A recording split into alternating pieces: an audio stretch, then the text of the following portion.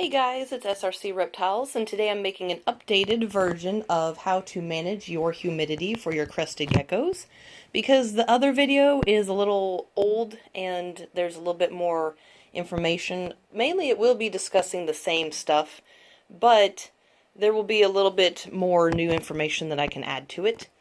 So I haven't watched that old video for a while. It's probably like 2 or 3 or so years old. Depending on where you live, it might be easier or harder to keep it either humid or not humid enough.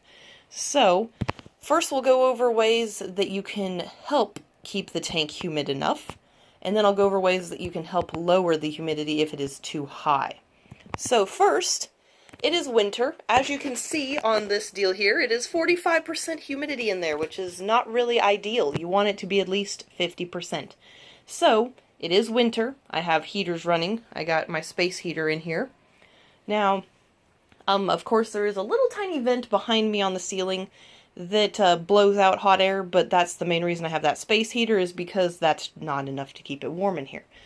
But because of that space heater and the heater in general running that's in the house, that lowers the humidity a lot.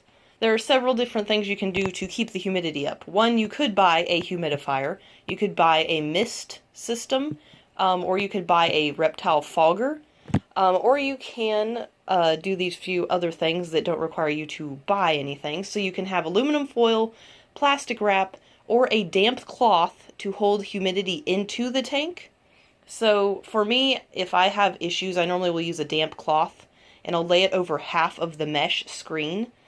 And this method for me works a lot better at helping raise the humidity. Now, if you want to hold the humidity in, the towel does work, but you also can use the aluminum foil or the plastic wrap to hold in the humidity.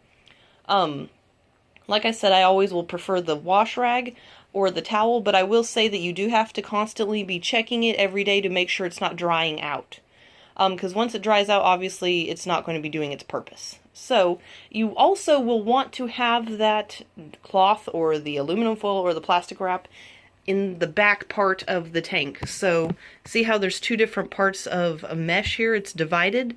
I would have it in the back, or if you have one that has no divided part on the top, still have it towards the back. Something like this, you could also just have either one square covered or both squares. It really depends. But there's different tank styles when it comes to lids, but it's still kind of the same concept. You always want it to be towards the back. Most of the time when it's stuff like this, especially where my tanks are against the wall, the humidity is going to be held a lot better having that cloth on the back versus the front, where the air is easily reaching it. And especially with this heater, all of the air is going to be touching the front of the tanks first before it touches the back. Now with these top ones here, they're not as covered as something like this where it's got, you know, this shelf on here with more tanks above it. A little bit more open up there. So I could even suggest if you put a damp cloth and then put plastic wrap over that cloth, that would help hold in that humidity. You just want to be careful not to cause that cloth to grow mold. That's one thing you really have to be careful about when you're trying to balance humidity as well. You do not want mold to grow, because then you know it's too damp and there is not enough airflow going on. So with misting in general, and you can see the difference of humidity, this tank is up here. It also is further away from the heater, so any that are closer to the heater are going to be more dry than ones that are further away. Now some of my humidity and temperature gauges, I'm waiting on batteries to come in the mail, but the one that I suggest using now, which I always will suggest using a digital thermometer and hygrometer duo. Digital is going to be way better than those cheapy, crapo analog things that you just stick to the side with Velcro. Those are absolute trash. They are so inaccurate. They can be off by like a whole 10%. So like if it's 60% humidity, it could be saying it's 50 or 70. Like, it's not accurate at all. I would never suggest using those. I used them for a little bit when I first got Ember, way back like almost 8 years ago. And I did research to find out that they're pieces of trash. I would not suggest getting any that sit on the bottom of the tank, like those Accurate or whatever the heck the brand is, because all of the humidity is going to be towards the bottom. So up here, it may not be as humid and it might be really dry. Well, your gecko, yes, it can move up and down, but you don't want it hanging out at the bottom of the tank all the time. So I suggest when you put a probe in there, you have it in the middle of the tank, and if you cannot have it in the actual middle, then have it in the back. So at least it's hanging middle height in the tank, so it's reading the readings that are in the center of the tank, not down here and not up here, because it's always going to be drier towards the top, it's always going to be more humid towards the bottom, so the middle is the best place to place it. And sometimes even if you have decorations like this, see how I have this bridge here, and right here, which you can't really see it, so I'll put my hand behind it, right here is the probe. So I've just hung it off of that bridge, so if you have any decor items in the tank that you can use to hang it. Otherwise, like I said, it doesn't hurt for it to hang in the back. Hanging in the middle will give you a little bit more accurate reading, but if it's in the back, it's still going to give you way more accurate information than being at the top or the bottom, or, well, top or bottom. So, but when it comes to misting, it really depends on the size of the tank. So I've got 5 different sizes.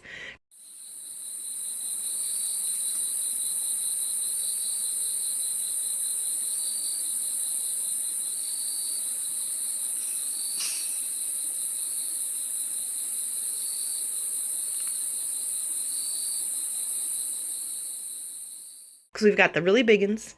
We've got the usual 12 by 12 by 18s. We've got 18 by 18 by 18s. These are 18 by 18 by 24s. These here's the measurements for these guys. It's 32 quart, but, you know, those are the actual measurements. And then we've got the itty bitties that are up here, and then we've got those other tanks that are up there. So depending on the size that you have, I will tell you how much I normally mist the tanks and how often. So we'll start with winter, because winter is what we're currently in right now. So for really big tanks like this, I normally spray it between 9 and 12 times in the evening. If I look and see that it's, 45% like it is right now, I'll spray it about 8 times. Just because I don't want the humidity to be obnoxiously high, but I do want it to stick around long enough that it's not going to immediately go back to being 45%. So, like I said, in the evening, 9 to 12 times, depending on how dry it is, and in the morning, about 8 times, if you're noticing it's still pretty dry. For a little tiny tank like this, I normally spray this tank 6 times to 8 times in the evening, and during the day, I would spray it about 5 times. 5 to 6. Honestly, I kind of will do both. The more 8 times would be in the evening part, because even though crested geckos do like it to be about 50 to 60% during the day, which they can tolerate if you have it at 45% for a little bit. It's not like their entire lives that are going to be at 45%. So if it drops down to 45, no big deal. Just spray it a little bit in there. Now, if you have it sitting at about 30%, that's when you should be a little bit more concerned, because that's really dry. Now, with this size tank right here, which is the 18 by 18 by 18, I normally will spray it a minimum in the evening of 8 times. And most of the time during the day, if I see that it's really dry, which obviously it's just fine right now because it's at 53, so that's perfectly fine. But if you're noticing that it's really dry, about probably 5 to 6 times for these guys is perfectly fine. Now, you don't want to just spray it in one area and call it good. Normally I will go 1, 2, 3, 1, 2, 3. And if it's 8 sprays, then I'll kind of do a motion like this. So I'm trying to spread out that water all over the tank, not just in one area. Also, you want to spread out that water so that your geckos can drink as well. Now, obviously, I have water dishes in here for mine. But sometimes they spill those water dishes, sometimes the water dishes evaporate, sometimes they have to be taken out to be cleaned. So for a day, the gecko might not have water, so misting in there is very important for them drinking as well. So when we move on to tanks of this size, which they are 16 inches wide, which I'm thinking it means this way, we've got 12 inches deep, and we've got 14 inches high. So this is about 12 inches right here. And then the height is about 14 inches. So these tanks during the evening, I normally spray 5 to 6 times, so very similar to this one. I don't spray them 8 times though. 5 to 6 is normally what I spray these guys, and they cannot have probes in there because I didn't cut a way to have one in there. So basically what I go off of is they're probably between this humidity and this one down here, because they are closer to the heater, but they are of this level when it comes to being on the rack. So they're probably sitting at about the like 48 to 50% area. And these, of course, are the yearling babies I have. And then with this tank, I normally spray it 6 to 8 times. I kind of go off of the same deal as this guy down here. This tank here, I'll show you. This is Twix's tank until I can get him a 18 by 18 by 18. And he is staying in this for now, but he is definitely going to be getting upgraded soon. He's not getting huge, but he is definitely ready to be upgraded. So, we'll come up here. Let me get my stepladder in position. Okay. So these tanks here, if I had to guesstimate, because these ones are kind of weird. They're from the Dollar Tree. They do not tell the measurements. They only tell how much they hold. So, for this tank, I normally spray it 2 to 3 times in the evening. These tanks are a lot higher up, they're warmer, and they do evaporate a lot quicker, so most of the time I spray these guys once in the morning and once in the evening. Also, they are babies, so they do require a little bit higher humidity than adults. So, and they also, the older ones that are more than a month old, have their own water dishes as well. These guys are too young. I would hate for them to risk drowning for any weird reason, even though these dishes are very shallow, so they don't yet have a water dish. So if I had to guesstimate on how big this container is, my middle finger is about 3 inches, so this is probably about 7 or so inches in length. Depth-wise, which is this direction here, it's probably about 4 inches. And height, it's probably about almost the same as depth, so probably about 8 inches or so. So, if I end up measuring these, I'll put it on the screen. Otherwise, that's about what I think it would measure at. And these babies normally will stay in these containers till they reach either, like, what is it, 4 months I normally keep them in here. Yeah, because these guys are getting ready to be moved, because they're just now almost at 5 months old. So yeah, pretty much 4 months is how long I normally keep them in these containers. Obviously, each gecko grows at different rates, so if yours gets bigger sooner, if you're breeding, of course, I wouldn't say keeping them in this size container if you have them as a pet.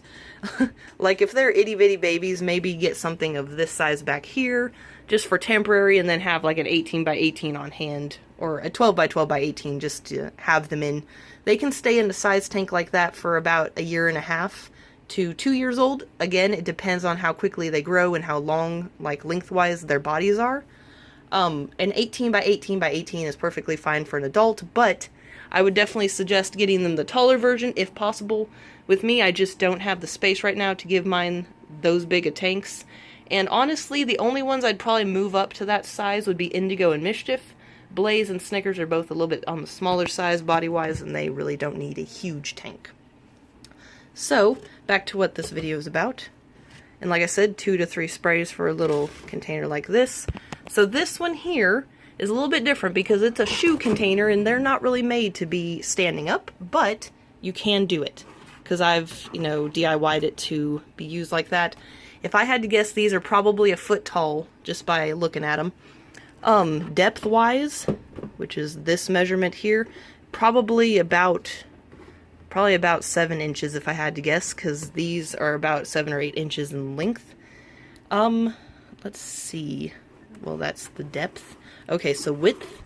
They're a little bit wider than this, so they're probably about 9 to 10 inches in width. These tanks, I normally will spray 5 times. Maybe if it's really dry, 6 times, but that's about it. During the day when they are a little bit drier, I'll spray them about 3 times.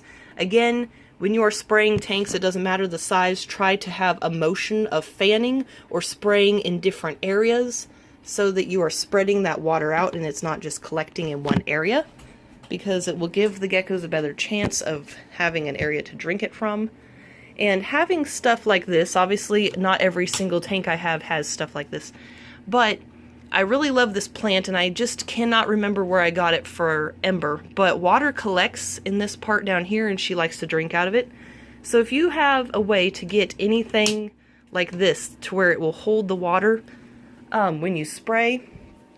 Also, if you have live plants, I will say real quick, that's going to have the humidity staying a little bit higher more naturally, which is a nice thing. We'll say real quick, I don't know if anyone has ever wanted to know why I have towels. taped to the side of my tanks, which if you'll notice, every single one of them that is an adult that's like that, even these ones over here. This is a way to keep them from getting stressed out by their neighbors by being able to see them, or for males to keep them from getting like horny all the time, if that makes sense. Yes, the males and the females can smell each other in this room, but it helps to keep this cloth divider here, and you could even just tape paper to the side, honestly, but the cloth helps also block out light. So in the past, when I had a room that I kept them in where the sun really shined in quite brightly, this also would help give them a dark part of the tank to where they could go and feel a little bit more secure. But in here, we've got room darkening curtains, so that's not really an issue. And I had to use tacks for this window because all that cold air from that window unit was blowing in. But otherwise, I've used tacks here to attach them. Obviously, there's none up there, so natural light does come in up there. That is up there because of that cold air that comes in through this window because there is a window unit. We'll say real quick, I'll add it into the video way back when I'm talking about thermometers and stuff because I don't think I mentioned it. But the brand that I like using, you may have noticed, is ZoomEd. And this is the one that has a digital combo, as you can see, and it has Fahrenheit and Celsius options. But this one here, when the batteries aren't broken, or down, I should say, and I had this one up here, but the suction cups, I will say, are very poopy. They don't stick very well, and I have no idea where the suction cup for that one went. But if you can get them, they're they're a little pricey, not extremely bad, but they're about $10 to $12 depending on where you buy them. If you can get good quality batteries, I would definitely say these are worth it. Don't buy the cheap-ass batteries off of Amazon because they do not last long. And that was my first mistake because I am going through so many batteries while waiting for mine to come in the mail that are of actual name brand. These are an old model that Pangea had. I don't really like them. They're not very accurate when it comes to the temperature. Humidity, they're fine on. But these guys are a lot more accurate. So we talked about how to manage the humidity, but really not a lot about how to lower it. So like I said earlier, fans and heaters are a very good way of going about lowering humidity. Also, you have the option of using a dehumidifier. Other than that, I really can't think of a lot of different ways to lower the humidity. So I would definitely suggest if you're in an area where it's very humid all the time, a dehumidifier is probably your best bet if you don't have a ceiling fan or if you don't have fans in general, because I have these guys in here, which there's that one and then the other one's in a different room. But I have two fans because I like to have one at one end down here moving the air around, and then I like to have the other one over here moving the air around. But that's mainly in the summer, and now that we have the window unit, the fans really are not completely necessary. But, like I said, a dehumidifier would probably be the best bet to lowering the humidity if you can afford to get one. Some of them are a little pricey. Depending on where you live, it might even be hard to find them. But there's really not a lot of other ways to lower the humidity. Now, if you had the option, if you were able to do this, this is one way I've heard people have lowered the humidity, but you have to be very careful. And what I mean by that is if you do not have a door that can be closed to the room that your reptile's in, if you have small children in the house, if you have animals such as cats or dogs, stuff like that, I would definitely suggest using this idea with caution because you don't want just anybody to be able to access the reptiles while this is going on. But you can make a custom screen door for the tanks and have the glass doors open. So what I mean is, and I've read people have done this as well with chameleons. So when you have this door open, obviously that is so much more airflow that's going to be going into the tank to lower the humidity. But people figured that they could keep chameleons in tanks like this, even though mesh is normally what everyone first thought was going to be a better idea. Someone said that they built a little door that was made of mesh to fit into this area, so during the day they left the glass doors open and they would have that mesh there, and then at night they would close the doors because you want that humidity to be kept in the tank more in the evening because that's when they're going to be more active. Same goes for crested geckos. So that's another idea, but like I said, you have to be very careful because you can't just have people coming in and wanting to mess with the animals like children might. You don't want animals to be coming in like cats or dogs and trying to get into the cage itself, because I know that my boyfriend's cat would definitely do that. You don't want you know, just anybody to be able to access the tank. So use this idea if you do not have to worry about your animals being in jeopardy of getting loose or being killed by something. So I'm not entirely sure how they made it stick. It could even be that possibly they made it like those spring curtain rods. So they're like tension rods, I believe, is what they're called. So you could even make something like that to where there's a spring involved to where you pull it down a little bit, stick it underneath these lips, and then let go, and that tension will hold it there, because you don't want just to put a screen there, because if the animal jumps on it, it's going to fall out. So if you did do something over the front, you would want to make sure it is secure, but that is another idea. If you can't get a dehumidifier and if you only have fans, or if you really don't want to run a heater, maybe it's too hot, a fan would be the best option then, along with the dehumidifier. And if you're able to make something safely that can go over the front, heck, if you even had a way to make it longer than it needed to be and put weights up here to hold that mesh in place and put magnets or something down here, there's even that. You could use Velcro and run Velcro along the bottom, attach that mesh, and then you could run Velcro on the top, attach it there. Like, there's a lot of different ideas that you could do. And here's Serenity being silly like he normally is. But anyway, guys, that's just a few ideas to go off of, and that's just a little bit of information. I'm sorry this video is really long. I hope it's not just all over the place. I will put information in the description, and I will put it in the very top comment as well, so that you guys can have that information without having to listen to me ramble a whole bunch. But if you still want to watch the video, then thank you, because obviously that helps pay my bills right now, because I currently don't have a job. So my boyfriend luckily makes enough for us currently. I still want to get a job, but since I have the option of being a little bit more picky now, I would like to wait and work somewhere I actually can enjoy. And also that will give me more opportunity, being it would be part-time, to work with my animals. This cute guy is actually going to be getting adopted, or purchased, I should say, within the next 4 days, so that's exciting. I definitely think that he's going to make the lady a very nice breeder, because I'm pretty sure that's what she's planning on doing with him. And then she's also going to be buying Fudge, which I don't think... No, it looks like Fudge is sleeping right now, but you can still see her. She's up here. She's very cute. So Fudge, she's going to name her Ginger, and then she's going to rename Serenity to Fudge so that it matches him a little bit better. But anyway, guys, thank you so much for watching. I hope that this helped you. Like and subscribe if you want to support the channel. It always encourages me to make more videos.